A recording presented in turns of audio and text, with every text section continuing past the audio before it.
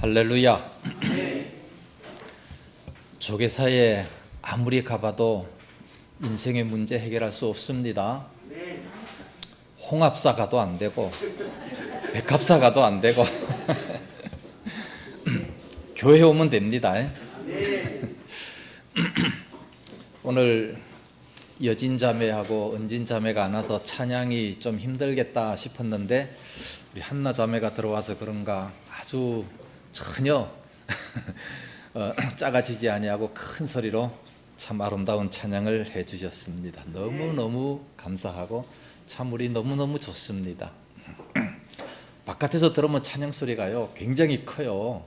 그래서 이 찬양 소리가 막 여기 4층까지 막 짱짱 울려가지고 사람들이 다 감동을 받아야 됩니다. 할렐루야. 자, 로마서 맥잡기 돌아왔습니다.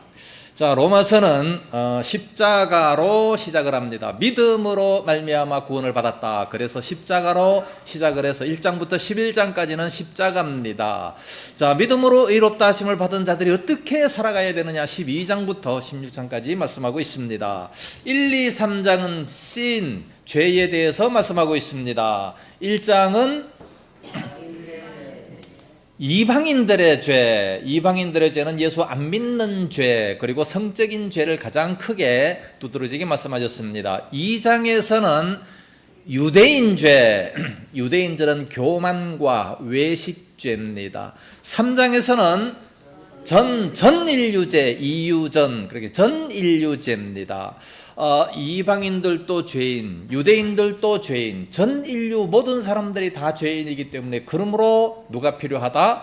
예수 그리스도가 필요하다. 자, 4장에서는 칭의, 예수님을 믿음으로 말미암아 의롭다 함을 받은, 정말해서 칭의, 의롭다고 칭해 주시는 겁니다. 사실은 의롭지 않은데 의롭다고 칭해 주셔요.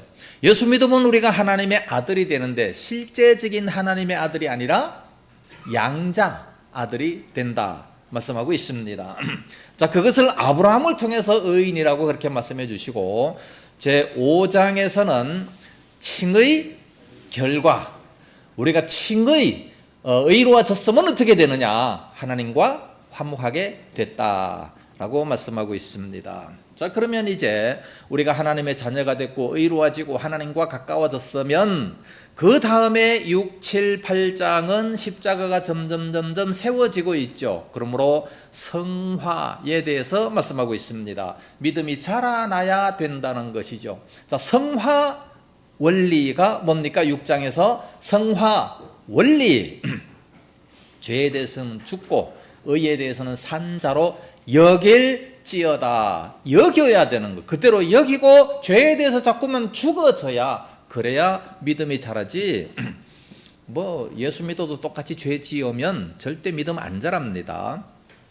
7장에서는 성화 율법 역할, 성화되는 데 있어서 율법 역할, 율법이 무슨 역할을 하느냐, 죄를 깨닫게 하고 우리 믿는 자들이 그대로 살아야 할 것을 말씀하고 있습니다.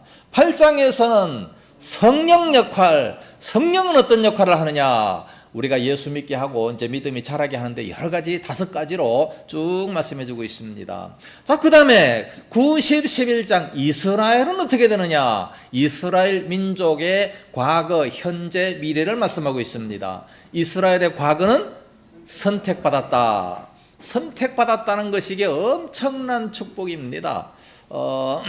선택받았다. 9장을 쭉 읽어보면 알겠지만 토기장이가 뭐를 하나 만드는데 자기 마음대로 만드는 권이 어찌 없겠느냐. 마음대로 만드시는, 내가 마음대로 선택하고 에서는 미워하고 야곱은 사랑하였다. 하나님께서 그렇게 하셨어요. 누가 뭐라고 하겠습니까? 오늘 우리를 하나님이 선택하셨어요. 불신자들을 선택 안 하셨습니다. 누가 뭐라 그러겠습니까? 왜 나를 지옥 보냈어요? 할 말이 없다라고 말씀하고 있습니다. 선택받음. 그 다음에 10장은 선택을 받았음에도 불구하고 어떻게 해요? 복음을 거부합니다. 복음을 거부하기 때문에 그러므로 안 되는 거죠. 복음을 거부하면 지옥 갑니다. 선택받았음에도 불구하고 거부하니까 지옥을 갈 수밖에 없는 거죠. 그러나 11장에서는 이스라엘이 회복 예언됩니다. 온 이스라엘이 돌아올 것을 말씀하고 있습니다. 그러나 그 중간에서 지금 예수님 오시기 전에 아직까지도 믿지 않은 저 사람들이 죽어버렸다라고 한다면 더 이상 기회가 없는 거예요. 그러니까 마지막 때가 빨리 와야 저 사람들이 구원을 받을 수 있겠죠. 90, 11장은 이스라엘은 어떻게 되겠느냐. 자, 12장부터 그러므로 라고 말씀하고 있습니다. 그러므로 우리 믿는 자들이 어떻게 살아가야 되느냐. 암기키 문장이 있습니다. 하교사가 학생들에게 구기종 짜니 뭘 넣어라? 비덕을 더 넣어라. 자, 12장은 하교사, 하나님, 교회, 사회. 하나님에 대해서 우리가 어떻게 해야 되느냐. 교회에서는 우리가 어떻게 해야 되느냐. 사회에 대해서는 어떻게 해야 되느냐. 하교사. 그 다음에 13장에서는 국이종, 국이종, 국가, 이웃, 종말에 자다가 깰 때가 되었다. 그러면 어떻게 해야 되느냐. 우리가 어떻게 살아야 될 것인가를 국가, 이웃, 종말에 대해서 말씀을 하고 있습니다. 자, 그 다음에 몇 장? 12, 13, 14장은 뭐를 더 넣어라? 비덕을 더 넣어라. 비판하지 말라. 날과 뭐 이런 모든 것에 대해서 비판하지 말라. 그리고 덕 있게 살라. 15장은 이방인 사도직을 말씀하고 있습니다. 이 바울을 사도로 인정하지 않는 사람들이 대단히 많습니다. 그러나 이방인의 사도로 부르심을 받았다는 것을 말씀하고 16장에서는 이제 문안 인사를 합니다. 이러이러한 사람이 있다. 브리스길라와 아굴라는 나를 위해서 목이라도 내어놓았다 하고 이제 쭉 이렇게 여러 사람을 문안을 합니다. 만약에 성경이 또다시 이후에 요한계시록 그 이후에 더 쓰여진다면 우리들의 이름이 들어가서 이 사람에게도 문안해라, 이 사람에게도 문안해라, 아마 그렇게 되지 않겠습니까? 자, 지난주에 8장을 하다가 말았죠. 자, 8장은 성령 역할입니다. 성령님은 어떤 역할을 하시느냐. 8장에서 5가지가 나오는데 이 8장은 너무너무 중요한 장이다 그랬습니다. 그래서 이 로마서의 황금장이고 이 다이아몬드 장이다 그렇게도 말씀하고 있습니다. 그렇기 때문에 젊은 사람들은 로마서 8장을 되도록이면 다 외우면 대단히 좋겠다라고 생각이 됩니다. 40 넘은 사람들은 외우려고 그러면 참 힘들어요. 괜히 스트레스 받지 마시고 하루에 한 번씩만 읽으면 됩니다. 자, 성령 역할 5가지가 있는데 그 첫 번째가 뭐라 그랬습니까? 2절 말씀이죠. 생명의 성령의 법이 죄와 사망의 법에서 너를 해방하였다. 믿는 자를 중생시키는 성령의 사역인데 죄와 사망의 법에 더 이상 구속받지 않도록 우리를 해방시키는 그 역할을 누가 하느냐? 성령님이 하신다 말씀했습니다. 그 다음에 두 번째 성령 역할은 5절과 6절이죠. 영의 일을 생각하도록 만들어줍니다. 자꾸만 영적인 일을 생각나게 그렇게 만들고 그대로 살아갈 수 있도록, 그래서 생명과 평안을 주기를 원하십니다. 하나님은 항상 우리들에게 생명과 평안을 주기를 원하셔요. 그런데 육신의 생각은 뭐예요? 사망이다 그랬습니다. 육신의 생각은 사망이에요.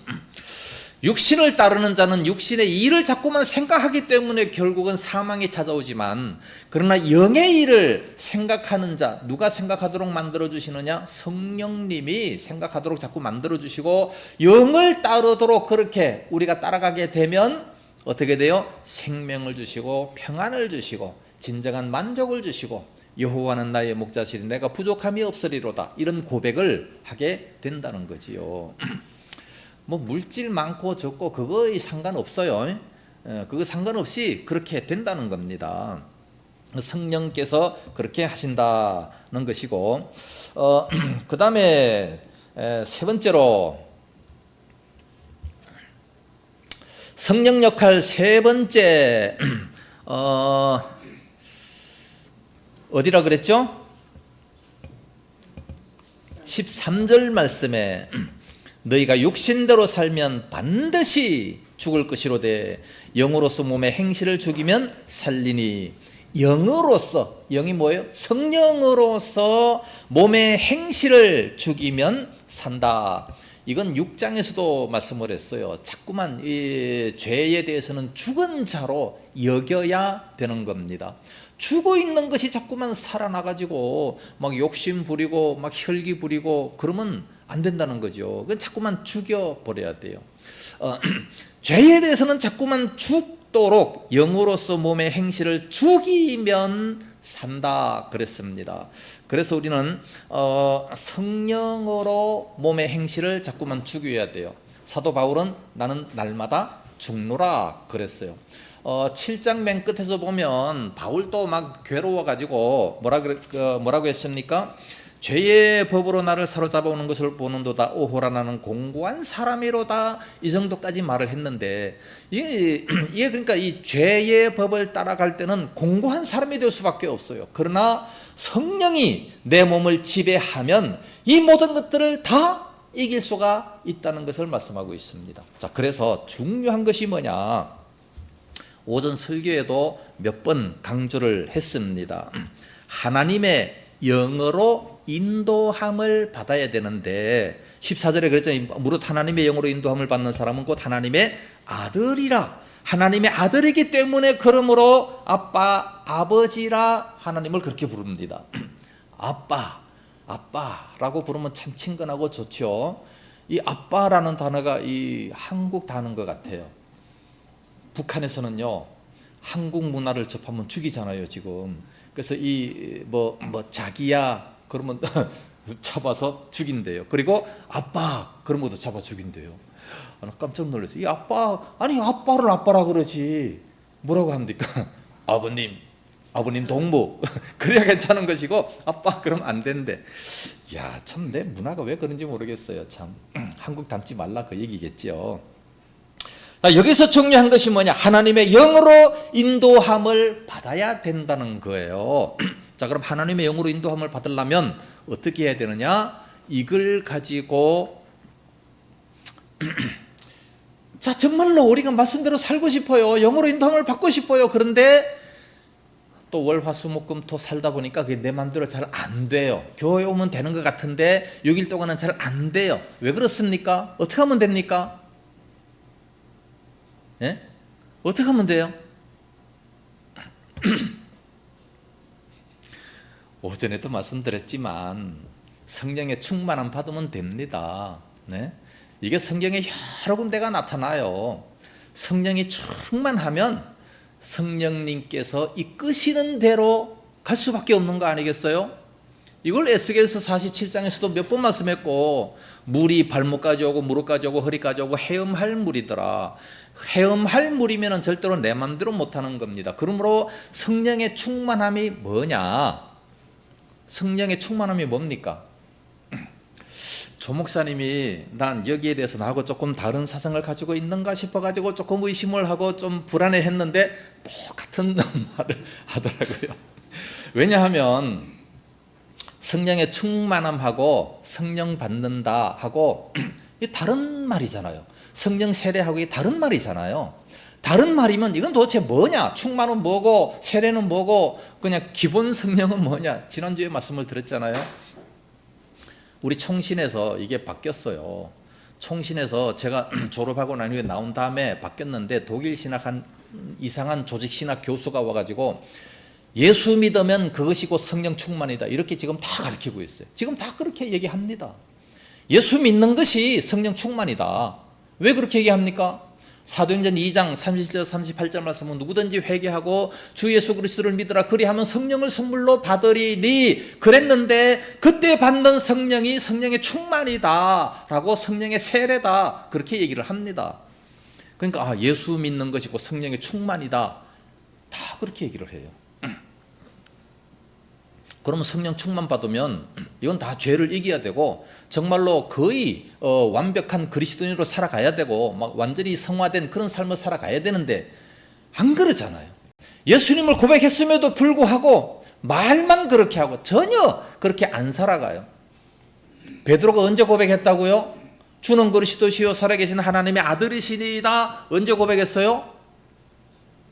변화산에 가서 마태복음 16장 16절에 그렇게 고백을 했습니다. 그러면 그때부터 완벽한 삶을 살아야 되는데 그렇지를 못하고 예수님께서 십자가에 달리실 때에 끌려가실 때에 도망갔어요. 모든 제자들 다 도망가 버렸어요. 예? 안 됩니다. 기본 성령 받아가지고는 안 되는 거예요. 물론 성령님이 내 마음속에 들어오셨기 때문에 그러므로 하나님을 아빠 아버지라 부르질 수 있고, 또 성령으로 하지 아니하고는 누구든지 그리스도를 주라 시인하지 아니할 수 없다, 그렇게 말씀하고 있다면 성령으로 하나님을 아버지라 그렇게 부르질 수 있는 겁니다. 그런데 이것은 충만이 아니라는 거죠. 그럼 베드로가 언제 충만 받았습니까? 오순절날 받았잖아요. 오순절날, 그러니까 열흘 동안 간절히 기도하니까 오순절날에 백이 신문도들이 성령에 충만하여 죄를 이기게 되는 겁니다. 조그만 비자 앞에서, 계지바위 앞에서도 예수님을 부인했던 베드로가 지금은 관원들이 와가지고 사도행전 2장에 그 주 예수 이름으로 도무지 말하지도 말고 그 외치지도 말라 막 칼을 들고 위협을 합니다. 뭐라 그랬어요 베드로가? 예? 생각해봐라. 내가 하나님 앞에서 너희 말 듣는 것이 옳으냐 하나님 말씀 듣는 것이 옳으냐 너희가 한번 판단해봐라. 우리는 보고 들은 것을 말하지 아니할 수 없노라. 왜 이렇게 바뀌었어요 베드로가? 베드로하고 우리하고 다른 사람입니까? 똑같은 사람이잖아요. 예? 똑같은 사람인데 왜 이렇게 바뀌었느냐? 성령님으로 충만케 됐기 때문에 성령님께서 말하게 하심을 따라 말을 했다. 사도행전 2장에 그렇게 다 고백하고 있잖아요. 나이가 드니까 자꾸 이 침이 고여가지고 이게 막 허옇게 돼버려요. 이 허옇게 되기 전에 어떤 사람들이 은퇴한다 그러더라고. 이거 보기 싫어가지고 나도 빨리 이제 은퇴할 때가 돼서 물을 좀 먹어야지.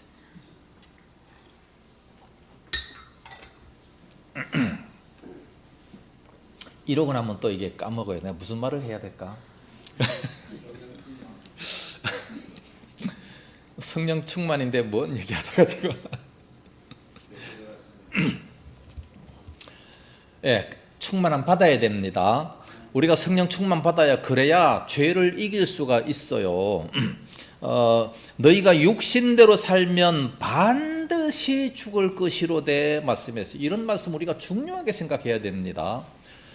예?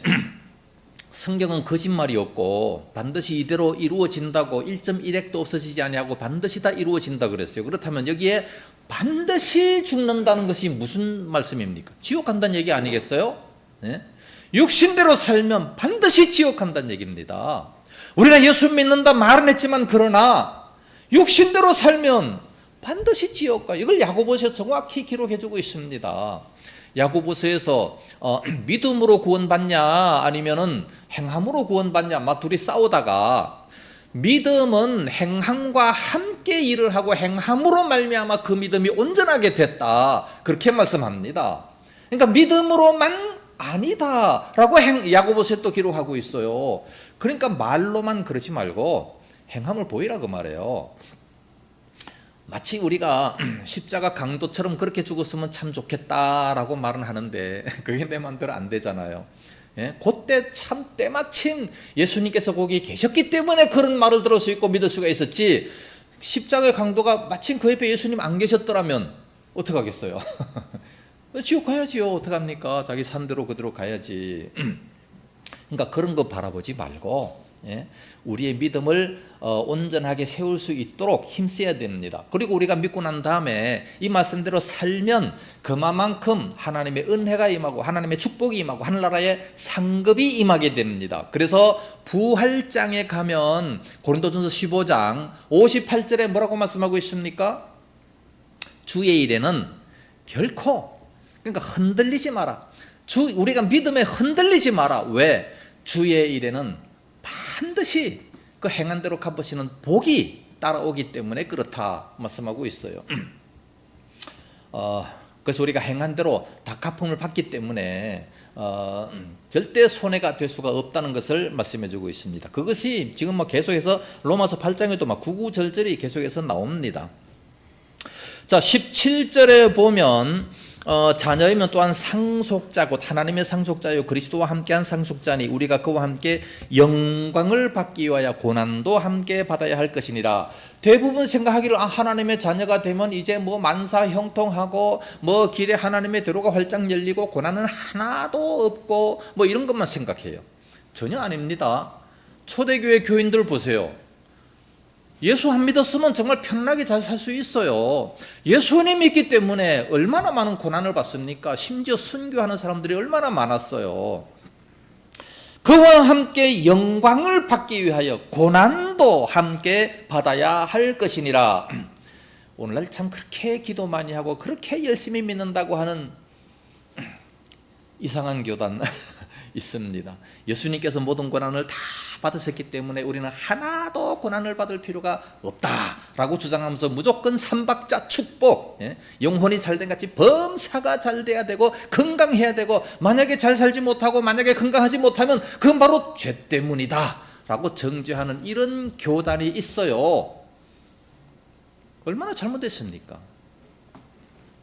주기철 목사님이 그렇게 기도하지 않았습니까?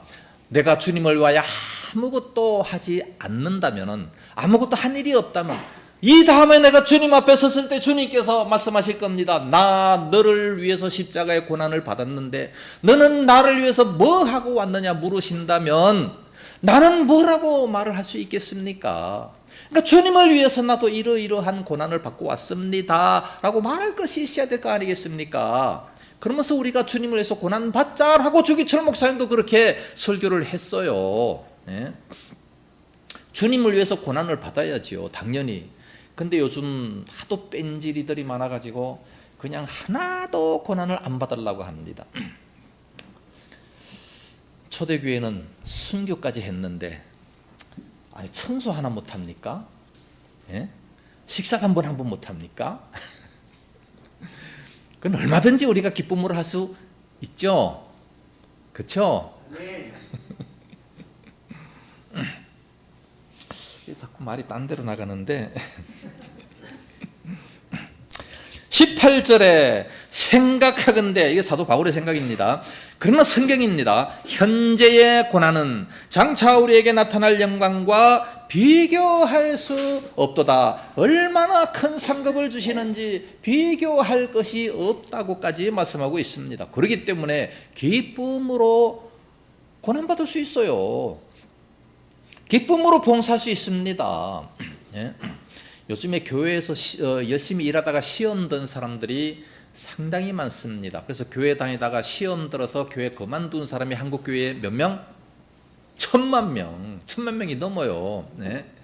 엄청나게 많지 않습니까? 우리 전도할 때가 다 봤잖아요. 충성교회 장로님도 갔다가 길에서 막 술 먹고 막 그러고 왜 그러고 있습니까? 교회에 실망했대요. 지어진 교회 그 마천동에 그 큰 교회에서 실망했다는 겁니다. 우리가 병원에 왜 가요? 내 병 고치러 가잖아요. 병원에 환자가 많아가지고 말이죠. 꼴 보기 싫으면 나 병원에 안 가. 그러면 자기 병 못 고치는 거예요. 우리가 교회 왜 옵니까? 예수님 만나러 오고 예수님 말씀 들으러 오는 것이지 사람 보기 위해서 옵니까? 아니 뭐 서로 자기들끼리 교제하기 위해서 교회 옵니까? 아니잖아요.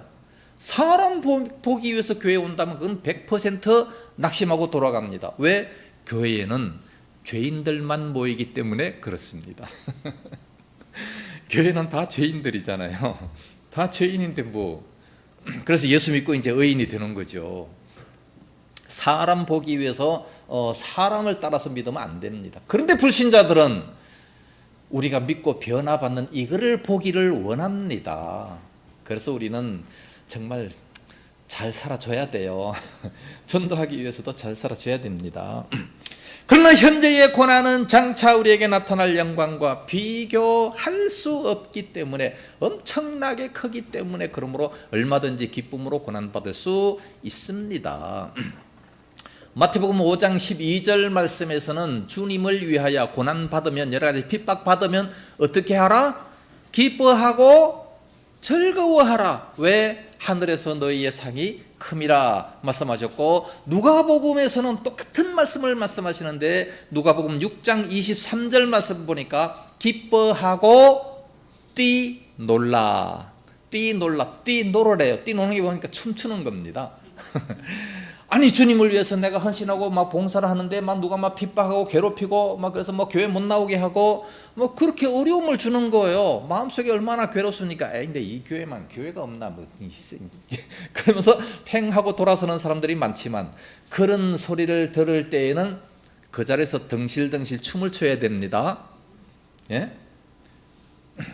춤 못 추는 사람도 춤을 춰야 돼요.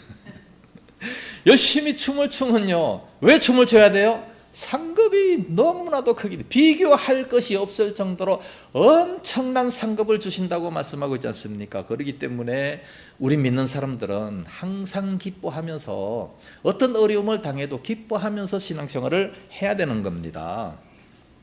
그 다음에 성령 역할 네 번째가 뭐라고요? 네 번째는 26절에 말씀했죠. 이와 같이 성령도 우리의 연약함을 도우시나니 어떻게 도웁니까? 우리는 마땅히 기도할 바를 알지 못하나 우리를 위하여 친히 간구하신다 말씀했습니다. 성령님께서는 하나님의 뜻을 잘 알아요. 27절 마음을 살피시는 이가 성령의 생각을 아시나니 이는 성령이 하나님의 뜻대로 성도를 위하여 간구하심이라 그랬습니다. 성령님은 하나님의 뜻을 알기 때문에 그러므로 하나님의 뜻대로 간구를 해요. 그런데 우리는 하나님의 뜻을 모릅니다. 그래서 뭐를 간구합니까? 기도하라 그러면 그냥 무엇을 먹을까 입을까 이런 것만 그냥 간구하는 거예요. 잘 살게 해주세요. 돈 많이 주세요. 건강하게 해주세요. 이런 건 기도하지 말라 그랬어요. 무엇을 먹을까 입을까 마실까 이런 거 도무지 염려하지도 말라 말씀했습니다. 그런 것들은 이방인들이 구하는 것이라. 왜? 이방인들은 보살펴줄 하나님이 안 계셔요. 아버지가 없어요. 그렇기 때문에 그런 것을 구하겠지만 그러나 우리는 먼저 그 나라와 그의 의를 구해라. 그래야만 이 모든 것을 너희에게 더하여 주시리라. 마태복음 6장 33절에 말씀하고 있지 않습니까? 하나님과의 관계를 먼저 구하면 모든 것을 다 더해 주시겠다. 그래서 우리의 기도는 뭐냐? 주기도문처럼 하나님과의 이 관계를 구하고 우리가 더 이상 악에 빠지지 않고 그렇게 살아갈 수 있기를 위해서 기도하는 겁니다. 일용할 양식을 위해서도 기도하는 거죠. 일용할 양식. 우리가요 이 주기도문 외우는 게 별거 아닌 것 같은데 전 세계적으로 본다면요 주기도문을 외우는 나라들마다 양식이 절대 핍절하지 않고 풍성합니다. 반면에 주기도문을 안 외우는 모든 민족들 보세요. 먹을 것이 없어가지고 얼마나 고통하고 굶어 죽는 나라들이 엄청나게 많지 않습니까? 어느 나라가 그래요? 주기도문 안 하는 사람. 그 주기도문 안 해오는 그런 나라와 민족들마다 북한도 그렇고 뭐 우상섬기는 모든 나라들 다 그렇지 않습니까? 예. 우리의 기도가 사실 별거 아닌 것 같은데 하나님은 다 알아서 다 들으셔요. 그리고 우리는 마땅히 빌 바를 알지 못하지만 성령님께서 말할 수 없는 탄식으로 우리를 위하여 하나님 앞에 친히 간구해 주시기 때문에 그러므로 우리가 담대하게 나아갈 수가 있는 거예요. 담대하게 설 수가 있는 겁니다. 그래서 사실 우리는 기도 안 해도 성령님이 다 알아서 기도해 주시고 성령님이 다 알아서 우리를 위로해 주시는 겁니다. 악한 자가 틈타지 못하도록 다 막아 주시는 거예요. 얼마나 감사합니까? 그래서 범사에 감사해라 말씀하고 있잖아요. 네? 그럼 어째서 또 감사해야 되느냐? 28절에 말씀하고 있습니다. 28절 우리가 알거니와 하나님을 사랑하는 자 곧 그의 뜻대로 부르심을 입은 자들에게는 모든 것이 합력하여 선을 이루느니라. 모든 것이 합력해서 선을 이루신다는 겁니다. 그러니까 내가 뭔가 좀 잘 안 됐어요. 뭐가 좀 힘들어요. 내 앞에 뭐가 자꾸 가로막혀요. 누가 하십니까? 하나님이 하신 거예요. 하나님이 하신 것이기 때문에 그러므로 그것도 감사하고 나가야 돼요. 합력해서 선을 이루시기 때문에. 참새 2마리가 한 아사리온에 팔리는 것이 아니냐. 그것도 허락지 않으시면 안 되는 것이고 너희 머리털까지 다 세신 바 되었다. 머리카락이 많고 적음까지도 하나님이 다 주관하신다고 말씀하고 있어요. 네? 여호와께서 집을 세우지 아니하시면 세우는 자의 수고가 다 헛되고 여호와께서 성을 지키지 아니하시면 세우는 자의 그 모든 수고 파수꾼의 경성함도 다 허사로다. 성경 말씀을 잘 외우는데 믿지를 않으니까 그러니까 조금 안 되는 일이 있으면 답답해하고 막 환장해하고 울면서 또 교회 앞에 와서 기도하고, 그러면 성령님께서 보시고 얼마나 탄식합니까? 그게 아닌데 탄식합니다. 그러면서 하나님 앞에 직접 간구해 주십니다. 그러니까 우리가 이렇게 살아남는 거예요. 할렐루야. 네?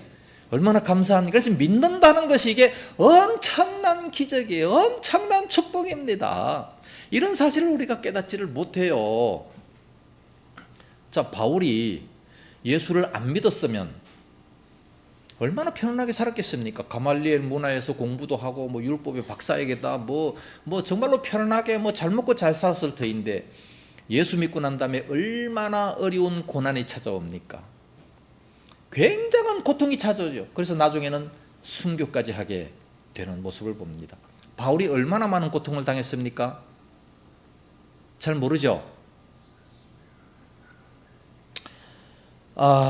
성경에 다 나와 있습니다. 우리 한번 찾아보겠습니다. 고린도후서 11장 23절, 고린도후서 11장 23절. 바울이 이 정도로 고통을 당했는데 오늘날 우리가 여러 가지 어렵다 힘들다 하는 사람이 이 정도 되는지 한번 살펴보고, 이거보다 못하다면 절대로 더 이상 말하지 마세요.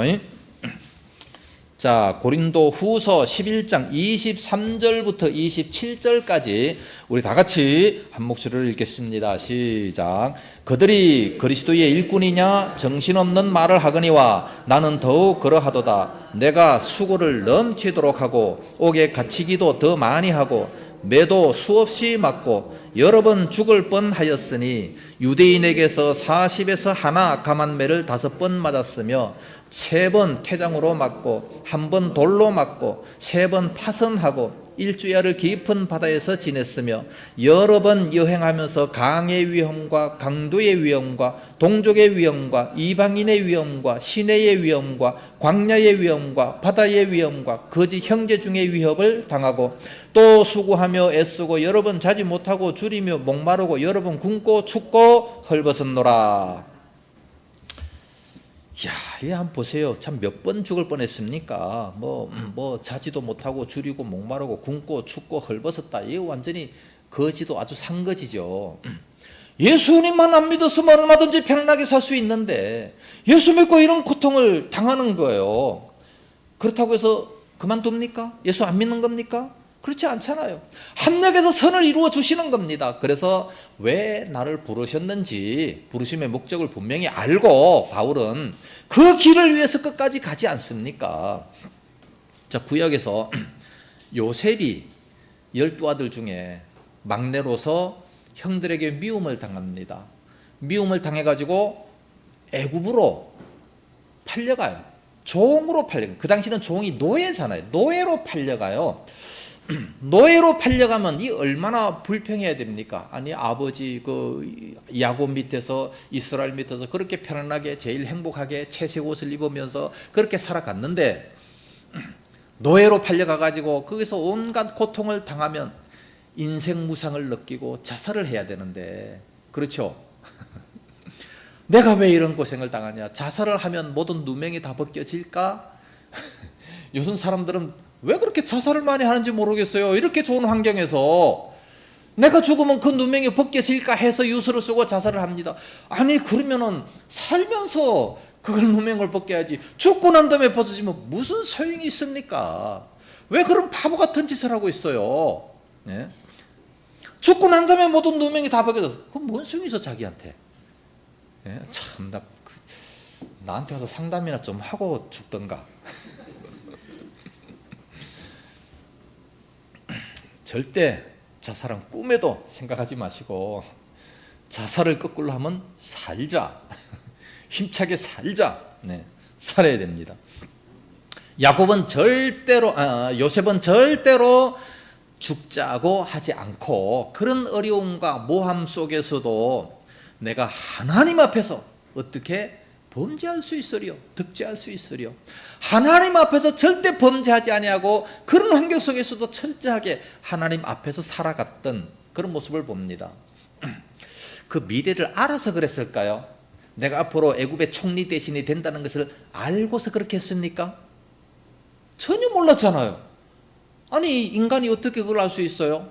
우리 인간은요, 5분 앞도 1분 앞도 내다보지 못합니다. 뭐 30초 후에 여기 폭탄이 떨어져가지고 우리 다 죽을지 어떻게 알아요? 몰라요. 미사일 언제 날올지 모릅니다. 그러나 우리 인생이 참으로 형통하고 축복받고 은혜롭게 살 수 있는 방법이 뭐냐? 시편 119편 105절 말씀을 지난주에 주보에 내놨습니다. 우리 인생의 진정한 등불이 되는 것이 뭐냐? 하나님의 말씀이다 그랬어요. 하나님 말씀 따라가면 우리 인생의 앞길이 캄캄하고 아무것도 모르는데 말씀을 따라가면 이 말씀이 우리 인생의 앞길을 환하게 비춰주기 때문에 말씀만 쫓아가면 모든 것들이 형통하게 된다. 꼭 기록하고 있잖아요. 주야로 말씀을 묵상하라. 그리하면 우리들은 모든 행사가 다 형통하게 되는데 어떤 형통이냐? 시냇가에 심은 나무가 시절을 쫓아 과실을 맺는 것처럼 그 모든 행사가 다 형통하리로다. 시편 1편 2절과 3절에 말씀하고 있습니다. 이런 형통의 복을 어떻게 받을 수 있냐? 말씀 따라가는 겁니다. 우리 인생의 앞길을 하나도 알 수 없지만 그러나 요셉은요 그런 걸 하나도 몰랐지만 철저하게 말씀을 따라갔어요. 그랬더니 어디를 가든지 주인 행세하잖아요. 보디발의 집에서도 모든 걸 다, 모든 열쇠를 다 요셉에게 맡겨요. 모함을 받아가지고 감옥 속에 들어갑니다. 거기서도 모든 것은 전부 다 요셉에게 맡기지 않습니까? 빨리 끝난다 해요. 전화 왔죠? 빨리 오라고. 내 앞길을 도무지 모르지만 그럼에도 불구하고 철저하게 하나님 앞에 살아가니까 하나님께서 그를 보시고 결국은 나이 30에 애굽의 총리 대신이 된다고 하는 것은 얼마나 빨리 출세를 한 겁니까? 예? 엄청나게 하나님께서 놀라운 복을 주셨다는 말씀입니다. 오늘 우리들의 인생도 마찬가지입니다. 모든 것은 다 합력하여 선을 이루시기 때문에 우리가 말씀만 쫓아간다라고 한다면 어떤 어려움이 찾아온다 할지라도 결코 불평하지 말고 고난은 뭐다? 지지난주에 목사님 말씀했잖아요. 고난은 뭐다? 기회다. 예, 기회입니다. 아이 나보다 먼저 말해가지고 영 속상해.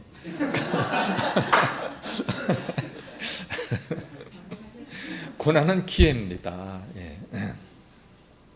고난이 올 때 절대로 불평하지 말고 원망하지 말고 모든 것은 합력해서 선을 이루어 주시기 때문에 내가 정말로 주님을 위해서 고난받는다라고 생각한다면 훨씬 더 놀라운 기회와 복이 찾아올 줄로 믿습니다. 그렇다면 일부러 고난을 당할 수도 있는 거죠. 그렇죠? 일부러 주님을 위해서 내가 청소도 하고 희생도 하고 밥도 사고 헌신도 하고 한다면 하나님께서 왜 복을 안 주시겠습니까? 사도행전 20장 35절 말씀을 우리들은 대부분 좀 외워야 됩니다. 주 예수께서 친히 하신 말씀, 복음서에는 없어요. 바울이 어디서 들었는지 모르겠지만 그런 소리를 하더라고요. 주 예수께서 친히 하신 말씀인데 주는 것이 받는 것보다 더 복이 있다 하심을 기억하여야 할지니라 그랬습니다. 거짓말인 줄 아나 봐. 왜 감동받아요? 아니 사도행전 20장 35절 말씀이에요. 주는 자가 더 복이 있다. 분명히 그랬어요. 그런데 오늘날 우리들은 대부분 받으려고만 하지 주려고를 안 해요. 성경 말씀대로 살아야지 왜 자꾸 욕심만 부립니까? 그러지 말고 이제는 이런 말씀을 읽었으면 내 삶에 적용을 시켜서 내가 받으려고 자꾸만 가져오려고 하지 말고 자꾸만 주려고 하고 베풀려고 하고 그런 자가 훨씬 더 복이 있다는 거예요. 왜? 하나님이 복을 주시니까. 그래서 모든 것이 합력해서 선을 이루게 하신다는 겁니다.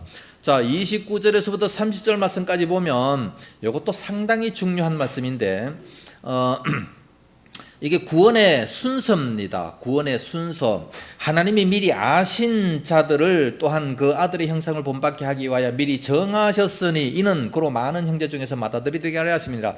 미리 정하신 것들을 또한 부르시고 부르신 것들을 또한 의롭다 하시고 의롭다 하신 것들을 또한 영화롭게 하셨느니라. 여기 보면 5가지 순서가 나옵니다. 미리 아신 자, 두 번째 정하셨다, 세 번째 부르셨다, 네 번째 의롭다 하시고 또한 영화롭게 하셨다 그랬는데 신학적으로 보면 10가지 단계가 있습니다. 10가지 단계 중에서 첫째는 선택입니다. 하나님의 선택. 언제 선택했느냐? 에베소서 1장 4절 말씀 보니까 창세 전에 우리를 선택하셨다 말씀하십니다. 예레미야를 바라보면서 너는 열방의 선지자로 세우셨다 말씀하니까 예레미야가 뭐라 그럽니까? 나는 아이입니다. 나는 아이라 말할 줄도 모릅니다. 내가 어떻게 선지자가 되겠어요? 예레미야 1장 5절 하나님 말씀하십니다. 내가 너를 열방의 선지자가 되도록 하기 위하여 언제 선택했다? 모태에서 선택했다는 거예요. 모태에서 태어나기도 전에 이미 그렇게 선택하셨다는 겁니다. 우리가 하나님의 자녀가 되도록 이미 창세 전에 선택을 하셨다고 에베소서 1장 4절에 말씀하고 있어요. 얼마나 감사합니까? 네? 창세 전에 이미 우리를 선택했어요. 하나님의 자녀가 되기로. 너무 감사하죠. 그 다음에 소명을 주십니다. 이 소명이라고 하는 것은 부르심입니다. 불러요. 하나님께서 너는 하나님의 자녀라 그러면서 이렇게 부르시는 그런 장면이 있습니다. 베드로를 부르시고 12 제자를 부르시고 바울을 이 부르시는 그런 장면이 있습니다. 세 번째는 부르시고 나면 내가 이제 믿겠다 하는 거 중생이 있습니다. 요한복음 3장에 보면 중생입니다. 중생. 우리가 거듭난다 라는 게 중생이고, 다섯 번째는 회심입니다. 회개. 내가 회개하고, 네 번째가 그렇고, 다섯 번째 믿음을 가지게 됩니다. 여섯 번째 의롭다 하시는 이 칭의가 있게 되고, 일곱 번째 양자 수양이 됩니다. 하나님의 자녀가 되는 권세를 허락해 주시는 거죠. 그러니까 중생, 회심, 믿음, 칭의, 양자, 이거는 한꺼번에 거의 되어지게 되는 겁니다. 그 다음에 여덟 번째 이제 성화가 되어지게 되는 거죠. 성화라고 하는 것은 믿음이 자라는 겁니다. 베드로후서 3장 18절 말씀 보면 그 믿음에서 자라가라 그랬어요. 믿음에서 자라가야 되는데 어느 정도까지 자라가야 되느냐? 예수 그리스도의 장성한 분량에까지 자라가라고 말씀하고 있습니다. 에베소서 4장 13절에서 15절까지 보면 예수님에게까지 자라는 것이 우리의 목표입니다. 우리의 믿음이 그 정도로 이렇게 자라갈 수 있어야 되는데, 이 자라가는 이 믿음에 대해서는 우리가 신경을 안 써. 대부분 뭐 교회만 나왔다가 가면, 예배만 드리고 가면 뭔 또 사명 다 했다 그렇게 생각하는 사람들이 많습니다. 그러지 말고 날마다 자라가야 돼요. 어린아이가 태어나고 난 이후에 그가 날마다 자라가야지, 10년이 지났음에도 불구하고 하나도 안 자란다면 부모가 얼마나 염려하고 근심이 많겠습니까? 우리의 믿음이 자라지 않는다면 하나님께서 그렇게 근심하실 거예요. 자, 우리가 예수 믿은 지 얼마나 됐습니까? 10년 됐습니까? 20년 됐습니까? 육신은 그만큼 자랐는데 20년 되면 왕성한 청년이 됐는데 우리들의 영적인 믿음은 어디까지 왔는가 한번 생각해 보시고, 믿음이 안 자랐다 그러면 좀 더 많이 먹어야 돼요. 밥을 안 먹었어요. 그래, 밥을 안 먹으니까 제대로 못 자라요. 사람이 떡으로만 사는 것이 아니라 그리스도의 말씀으로 살 거예요. 육신은 떡을 먹어야 살지만 영혼은 하나님의 말씀을 먹어야 됩니다. 우리가 한 3박 4일 수련회 같은 데 가가지고 열심히 아침, 점심, 저녁 계속해서 성경 말씀을 듣고 읽고 훈련받고 하면요, 수련회 3박 4일 갔다 오면 막 그냥 얼마나 기분이 좋습니까? 막 날아갈 것 같은 막 그런 기분이 있고 믿음이 확 자라났던 그런 느낌 있지 않습니까? 그 대부분 학생들이 그 수련회를 통해서 다 예수 믿게 되잖아요. 그 정도로 막 집중적으로 성경 말씀을 파고 공부하고 하니까 그런 거예요. 우리들의 믿음도 어른이 돼서도 그렇게 자라날 수 있어야 됩니다. 안 자라나면 기형합니다. 네, 자라나야 돼요. 그 다음에 아홉 번째는 성도의 견인입니다. 견인은 뭐냐? 아무리 힘들고 어렵다 할지라도, 심지어 완전히 고장나서 더 이상 도무지 못 간다 할지라도 레카차가 와가지고 끌고 가요. 이걸 뭐라 그래? 견인. 성도의 견인입니다. 이게 어디 나와 있느냐? 요한복음 10장 28절 29절 말씀입니다. 요한복음 10장, 이거 중요한 거니까 우리 다 같이 한번 읽어봐야 돼요. 요한복음 10장 28절 29절.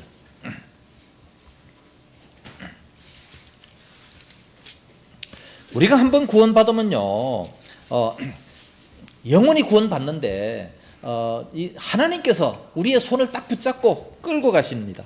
요한복음 10장 28절과 29절 다 같이 시작. 내가 그들에게 영생을 주노니 영원히 멸망하지 아니할 것이요 또 그들을 내 손에서 빼앗을 자가 없느니라. 그들을 주신 내 아버지는 만물보다 크심에 아무도 아버지 손에서 빼앗을 수 없느니라.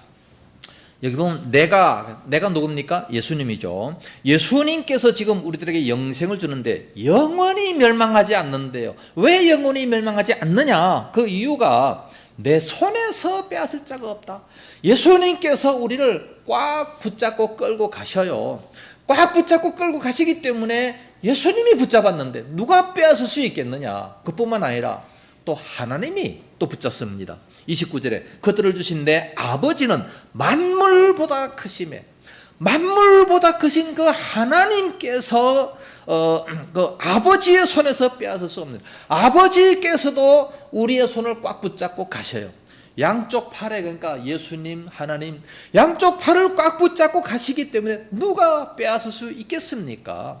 아무도 빼앗을 수 없다라고 말씀하고 있습니다. 스가랴서 3장에 보면 여호수아가 나옵니다. 여호수아가 막 완전히 불에 타가지고 거슬린 그런 옷을 입고 이제 하나님 앞에 섰어요. 사단도 그 앞에 섰습니다. 사단이 막 계속해서 정죄하며 저런 더러운 옷을 입고 저런 죄악을 많이 지은 제가 어떻게 천국 갈 수 있겠습니까? 하나님께서 뭐라 그래요? 사단아, 내가 너를 책망하노라. 하나님께서 사단을 책망해요.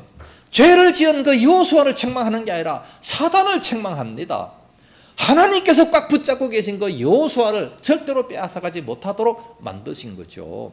욥기서 보면 얼마나 적나라하게 나타납니까? 하나님과 사단하고 서로 내기합니다. 그러면서 욥을 계속해서 괴롭힘을 주면서까지 믿음을 부인하도록 만들지만, 믿음을 부인하게 하기 위해서 물질도 빼앗아가고 자녀도 빼앗아가고 재산도 빼앗아가고 건강도 빼앗아가고 다 빼앗아가지만 그럼에도 불구하고 믿음을 꽉 붙잡고 있지 않습니까? 네? 하나님께서 허락하신 범위 내에서만 빼앗아가는 거예요. 그것도 하나님께서 뭐 재물도 뭐 자녀도 또 하나님께서 그 모든 것을 허락하신 범위 내에서 그 생명만은 절대로 손대지 마라. 그러니까 사단은 감히 될 수가 없습니다. 그러니까 하나님께서 허락하신 범위 내에서만 고통이 있는 것이기 때문에 우리들은 얼마든지 승리할 수가 있는 겁니다.